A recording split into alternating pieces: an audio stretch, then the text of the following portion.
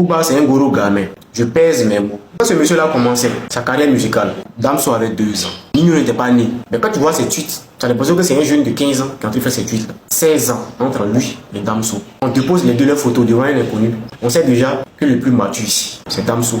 Et en dehors de ce côté, de ce gros manque de sagesse là, on a affaire à un monsieur qui ne peut pas accepter qu'on ait un grand succès en France en tant qu'artiste sans passer par lui. Ça, c'est de la sorcellerie. Tu es vieux, tu tends vers la mort, tu ne vas pas chercher à bien te contrôler, à bien te comporter pour espérer avoir une place, pour espérer avoir ce petit ticket pour le paradis là. Si maintenant tu as envie de te comporter comme un vieux con. Et la vérité, peut-être qu'on ne te dit pas, la vérité que peut-être tes fans ne te disent pas, c'est que si tu es encore considéré comme tel, c'est-à-dire le vieux mort, c'est juste par respect pour ton ancienneté dans ce milieu-là, dans le milieu du rap français, c'est tout. Sinon, en vrai, ton rap, il est dépassé depuis 2008. Les seules choses qui t'ont maintenu jusqu'à aujourd'hui sont les clashs, ce sont les pics. Les pics aussi que tu envoies, on a l'impression de voir un élève de CE2 lancer des pics. Des trucs de gamin.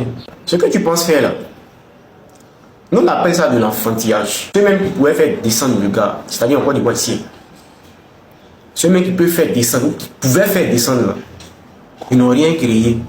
Pendant que le gars dormait, ils n'ont rien créé. Ils n'ont rien pu faire.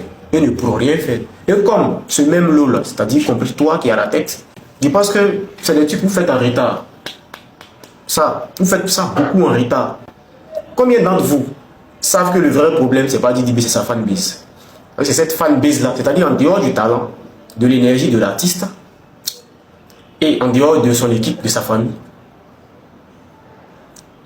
Son plus gros point d'appui, il y a nous. Il y a nous dedans, hein. Il y a nous. Le gros problème, le problème, c'est pas Didi B seul. Le problème, c'est sa fanbase aussi. C'est sa fanbase qui l'écoute, c'est sa fanbase qui l'encourage, c'est sa fanbase qui le motive à sortir plus de projets.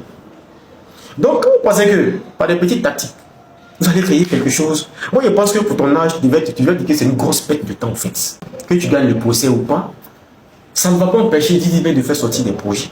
Ça va lui commencer son argent. Combien même? Dans tes narines, là-bas, il y a des rappeurs que tu n'as même pas pu descendre.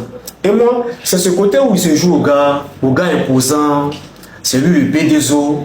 Pourtant, dans ce même rap français là, ce même rap français, il y a la crime, il y a quelques têtes encore que tu ne clashes jamais. Pourtant, ça vient jouer les gros dos ici avec les tweets. Il a frôlé un peu une histoire de concert à Paris de Didi B, un truc comme ça, une prestation quelconque à Paris, mais c'est pas en France. Mais ben, où ça arrive là, nous on s'en fout. Tant que Didi B tape pas pour toi en Côte d'Ivoire, on s'en fout. C'est dommage, hein, c'est dommage.